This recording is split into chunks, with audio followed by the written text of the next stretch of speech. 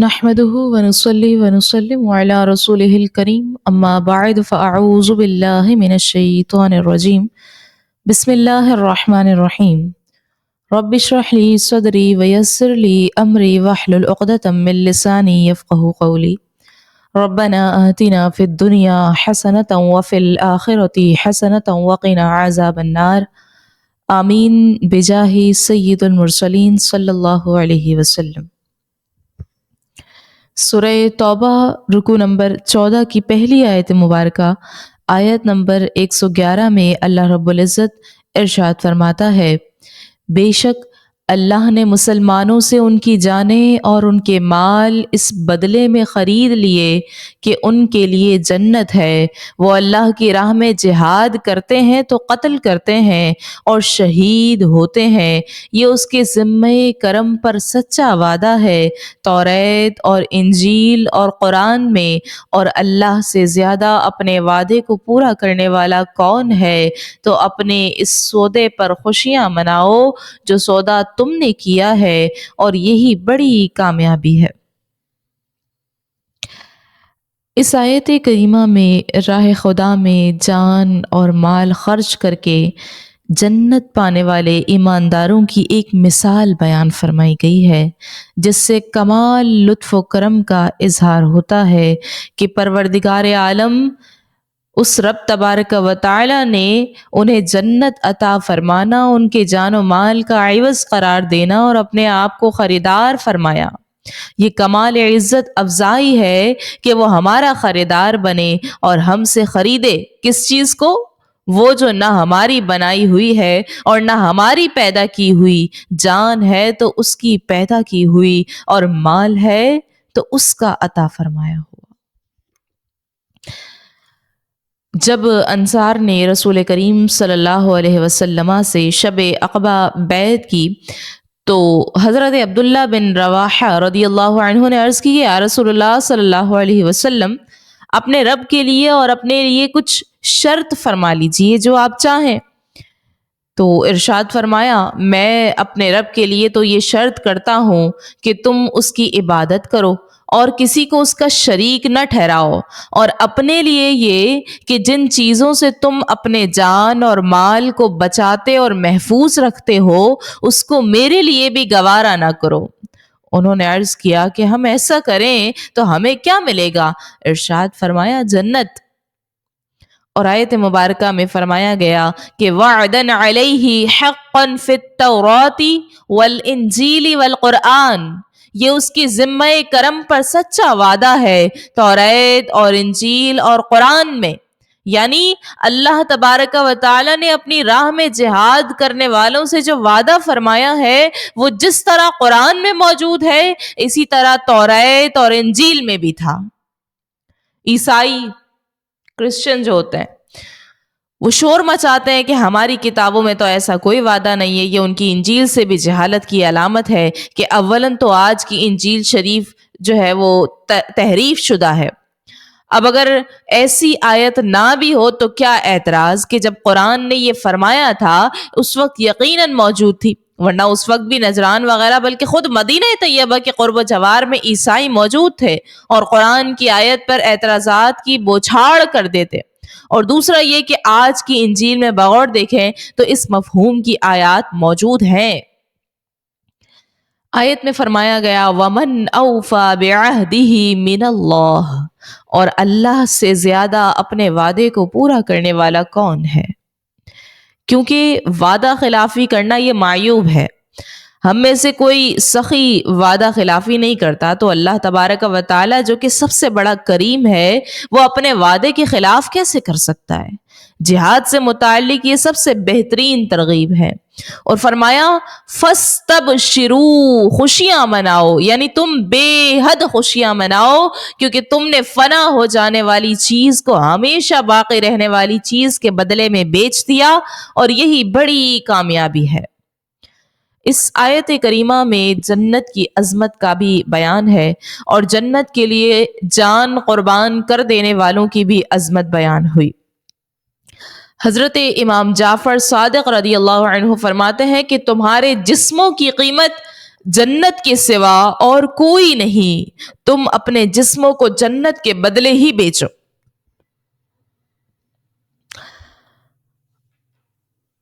اور اس آیت سے یہ بھی معلوم ہوا کہ اللہ تبارک و تعالیٰ کی نعمت ملنے پر خوشی منانا یہ اچھا ہے، اور یہ بھی معلوم ہوا ہمیں کہ جنت یا کوئی دوسری بشارت ملے، کوئی دوسری خوشخبری ملے تو اس پر خوشی کا اظہار ہمیں کرنا چاہیے، جیسے اس آیت میں اس چیز کو باقاعدہ حکم دیا گیا ہے۔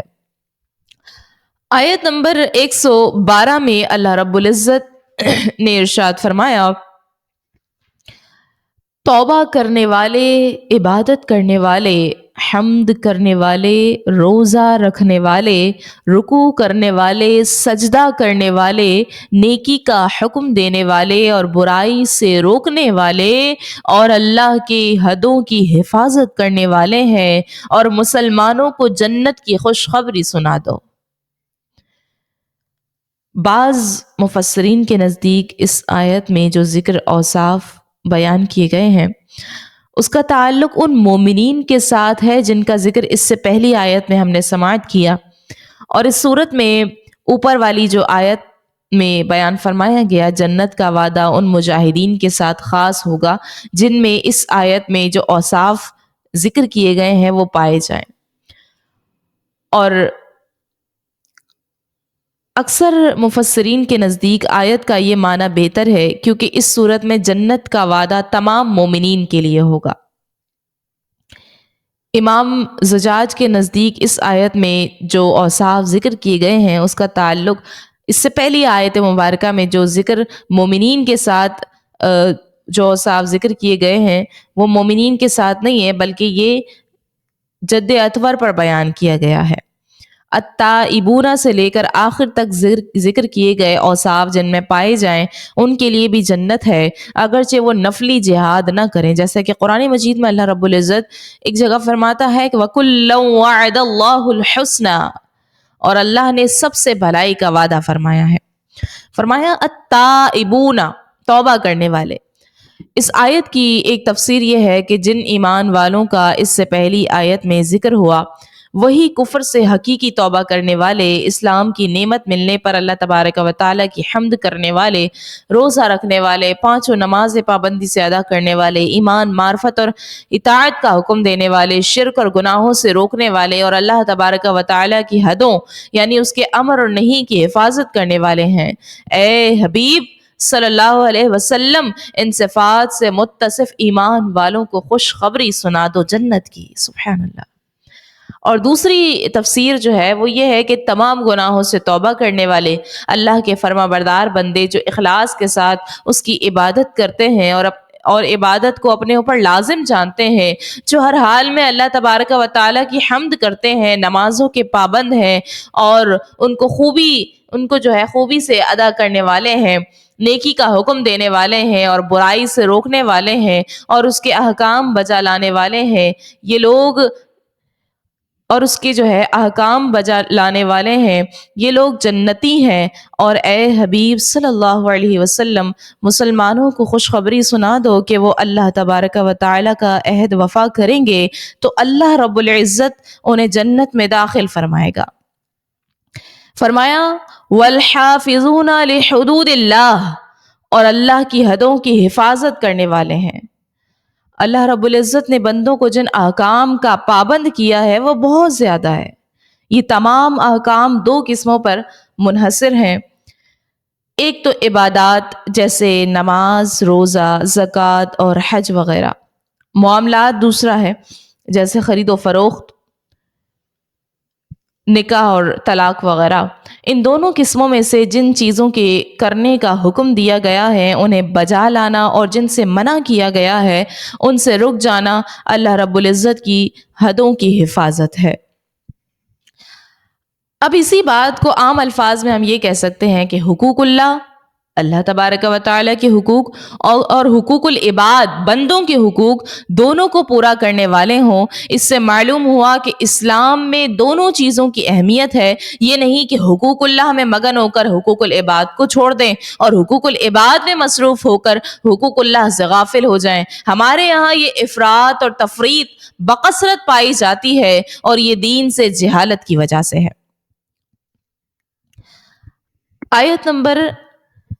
113 میں اللہ رب العزت ارشاد فرماتا ہے،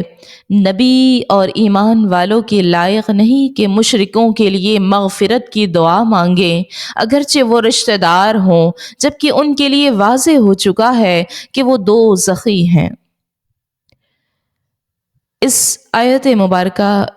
کا شان نزول یہ ہے کہ نبی کریم صلی اللہ علیہ وسلم نے اپنے چچا ابو طالب سے فرمایا تھا کہ میں تمہارے لیے استغفار کروں گا جب تک کہ مجھے ممانعت نہ کی جائے، تو اللہ تبارک و تعالی نے یہ آیت نازل فرما کر ممانعت فرما دی۔ آیت مبارکہ میں فرمایا گیا، من بعد ما تبین لہم انہم اصحاب الجحیم، جبکہ ان کے لیے واضح ہو چکا ہے کہ وہ دوزخی ہیں۔ یعنی جب ان کے لیے ظاہر ہو چکا کہ وہ شرک پر مرے ہیں، تو خیال رہے کہ کسی مشرک کا مرتے وقت تک مسلمان نہ ہونا اس بات کی علامت ہے کہ وہ کافر مرا، لہذا اس پر اسلام کے احکام جاری نہیں ہوتے، اگرچہ حقیقت حال کی خبر اللہ کو ہے۔ جیسے کسی کا مرتے وقت تک مسلمان رہنا اس کے اسلام پر مرنے کی علامت ہے، اگرچہ اس کے خاتمے کا حال ہمیں تو معلوم نہیں ہے۔ یہی آیت کریمہ کا مقصد ہے۔ آیت نمبر 114 میں اللہ رب العزت ارشاد فرماتا ہے، اور ابراہیم کا اپنے باپ کی مغفرت کی دعا کرنا صرف ایک وعدے کی وجہ سے تھا جو انہوں نے اس سے کر لیا تھا۔ پھر جب ابراہیم کے لیے یہ بالکل واضح ہو گیا کہ وہ اللہ کا دشمن ہے تو اس سے بیزار ہو گئے۔ بے شک ابراہیم بہت آہوزاری کرنے والا، بہت برداشت کرنے والا تھا۔ آیت کریمہ میں بیان فرمایا گیا کہ ابراہیم کا اپنے باپ کی مغفرت کی دعا کرنا صرف ایک وعدے کی وجہ سے تھا۔ اس سے یا تو وہ وعدہ مراد ہے جو حضرت ابراہیم علیہ السلام نے آزر سے کیا تھا کہ میں اپنے رب سے تیری مغفرت کی دعا کروں گا، یا پھر وہ وعدہ مراد ہے جو آزر نے حضرت ابراہیم علیہ السلام سے اسلام لانے کا کیا تھا۔ حضرت علی رضی اللہ تعالی عنہ سے مروی ہے کہ جب یہ آیت کریمہ نازل ہوئی تو سأستغفر لک ربی، عن قریب میں تیرے لیے اپنے رب سے معافی مانگوں گا۔ تو میں نے سنا کہ ایک شخص اپنے والدین کے لیے دعائے مغفرت کر رہا ہے، حالانکہ وہ دونوں مشرک تھے۔ تو میں نے کہا، تو مشرکوں کے لیے دعائے مغفرت کرتا ہے؟ اس نے کہا، کیا حضرت ابراہیم علیہ السلام نے آزر کے لیے دعا نہ کی تھی؟ وہ بھی تو مشرک تھا۔ یہ واقعہ میں نے نبی اکرم صلی اللہ علیہ وسلم سے ذکر کیا تو اس پر یہ آیت مبارکہ نازل ہوئی اور بتایا گیا کہ حضرت ابراہیم علیہ السلام کا استغفار اسلام قبول کرنے کی امید کے ساتھ تھا، جس کا آزر آپ سے وعدہ کر چکا تھا، اور آپ علیہ السلام آزر سے استغفار کا وعدہ کر چکے تھے۔ جب وہ امید منقطع ہو گئی، ختم ہو گئی، تو آپ علیہ السلام نے اس سے اپنا تعلق ختم کر دیا۔ اور آیت مبارکہ میں فرمایا گیا کہ ان ابراہیم لأواہ حلیم، بے شک ابراہیم بہت آہوزاری کرنے والا، بہت برداشت کرنے والا تھا۔ اس آیت میں اللہ رب العزت نے حضرت ابراہیم علیہ السلام کی دو صفات بیان فرمائی۔ اس سے مقصود یہ ہے کہ جس میں یہ صفات پائی جائیں اس کا قلبی میلان اپنے باپ کے لیے دعائے مغفرت کی دعا کرنے میں بہت شدید ہوتا ہے۔ گویا کہ فرمایا گیا، بے شک حضرت ابراہیم علیہ السلام کے عظیم مرتبے، آہوزاری اور برداشت کی صفات کے باوجود اللہ رب العزت نے انہیں اپنے کافر چچا کے لیے استغفار کی دعا کرنے سے منع فرما دیا۔ تو جس میں یہ باتیں نہ ہو اسے تو بدرجہ اولا اپنے کافر والدین کے لیے استغفار کی دعا کرنا یہ منع ہے۔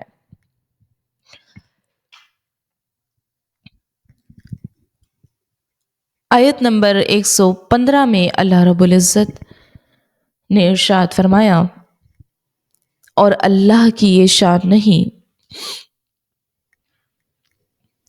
کہ کسی قوم کو ہدایت دینے کے بعد اسے گمراہ کر دے جب تک انہیں صاف نہ بتا دے کہ کس چیز سے انہیں بچنا ہے، بے شک اللہ سب کچھ جانتا ہے۔ بے شک اللہ ہی کے لیے آسمانوں اور زمین کی سلطنت ہے، وہ زندہ کرتا ہے اور وہ مارتا ہے، اور اللہ کے سوا نہ تمہارا کوئی حامی ہے اور نہ ہی کوئی مددگار ہے۔ آیت کا معنی یہ ہے کہ جو چیز ممنوع ہے، منع ہے اور اس سے اجتناب واجب ہے، اس پر اللہ تبارک و تعالی اس وقت تک اپنے بندوں کی گرفت نہیں فرماتا جب تک کہ اس کی ممانعت کا صاف بیان اللہ رب العزت کی طرف سے نہ آ جائے، تو لہٰذا ممانعت سے پہلے اس فعل کے کرنے میں حرج نہیں ہے۔ جب مومنین کو مشرکین کے لیے استغفار کرنے سے منع فرمایا گیا تو انہیں اندیشہ ہوا کہ ہم پہلے جو استغفار کر چکے ہیں کہیں اس پر گرفت نہ ہو،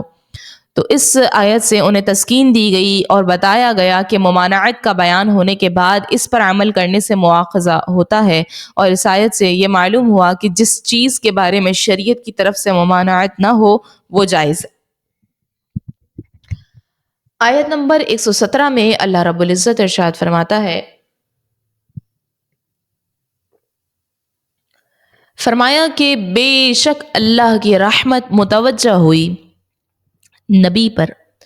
اور ان مہاجرین اور انصار پر جنہوں نے مشکل وقت میں نبی کی پیروی کی، حالانکہ قریب تھا کہ ان میں سے بعض لوگوں کے دل ٹیڑھے ہو جاتے، پھر اللہ کی رحمت ان پر متوجہ ہوئی، بے شک وہ ان پر نہایت مہربان بڑا رحم فرمانے والا ہے۔ نبی کریم صلی اللہ علیہ وسلم آپ رحمت للعالمین ہیں، اور آپ پر رحمت الہی کا رجوع یوں ہوا کہ آپ علیہ الصلوۃ والسلام کو معصوم ہونے کے باوجود بکثرت توبہ اور استغفار کی توفیق عطا فرمائی گئی، جو آپ کی بلندی درجات اور مسلمانوں کے لیے تعلیم کا ذریعہ تھی، اور مسلمانوں کو بہت سے معاملات میں توبہ کی توفیق دی گئی، اور اس توبہ کو اللہ رب العزت نے قبول بھی فرمایا۔ آیت مبارکہ میں فرمایا گیا کہ الذین اتبعوہ فی ساعۃ العسرہ، جنہوں نے مشکل کی گھڑی میں ان کا ساتھ دیا۔ مشکل گھڑی سے مراد غزوہ تبوک ہے، جسے غزوہ عسرت بھی کہتے ہیں۔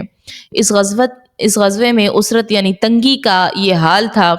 کہ 10 آدمیوں میں سواری کے لیے ایک ایک اونٹ تھا، باری باری اسی پر سوار ہو لیتے تھے، اور کھانے کی قلت کا یہ حال تھا کہ ایک ایک کھجور پر کئی آدمی اس طرح گزارا کرتے تھے کہ ہر ایک نے تھوڑی تھوڑی چوس کر ایک گھونٹ پانی پی لیا۔ پانی کی بھی نہایت قلت تھی، گرمی شدت کی تھی، پیاس کا غلبہ اور پانی ناپید۔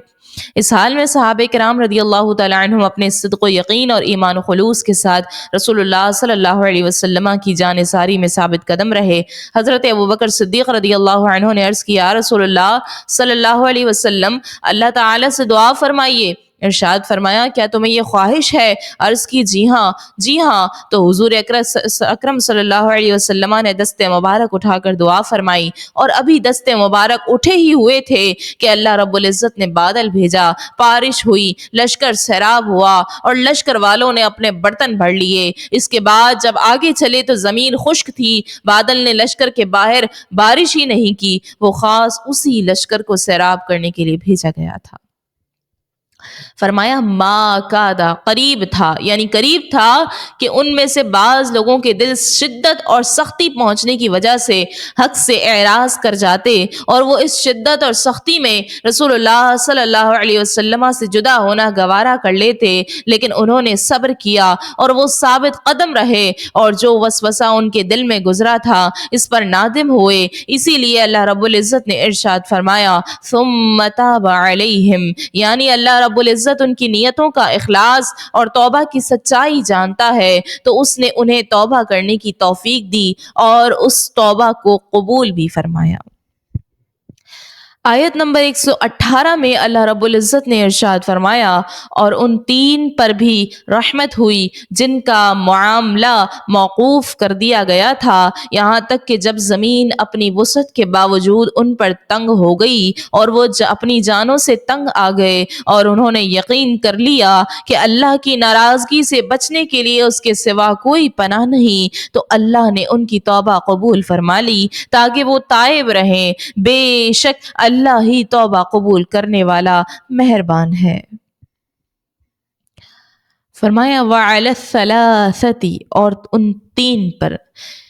یہ 3 صحابہ کرام حضرت کعب بن مالک، ہلال بن امیہ اور مرارہ بن ربیع رضی اللہ تعالی عنہم ہیں۔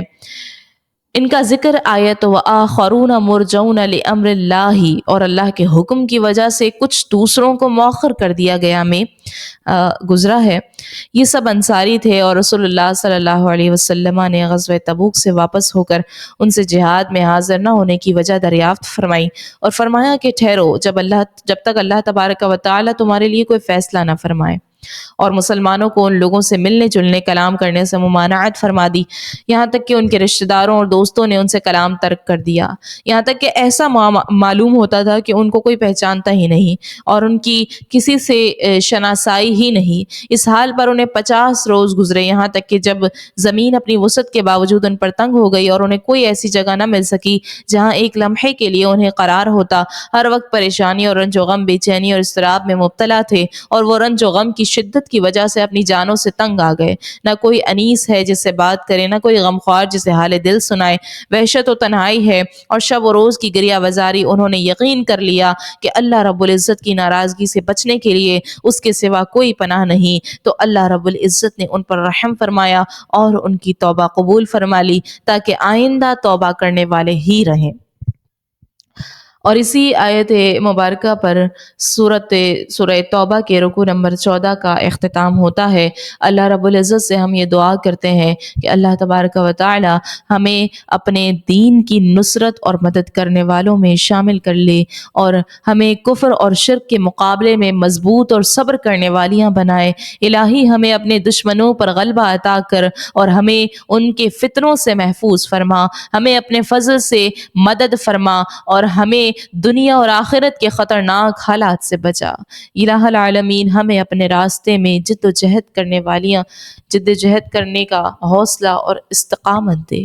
آمین بجاہ سید المرسلین صلی اللہ علیہ وسلم وما علینا الا البلاغ المبین۔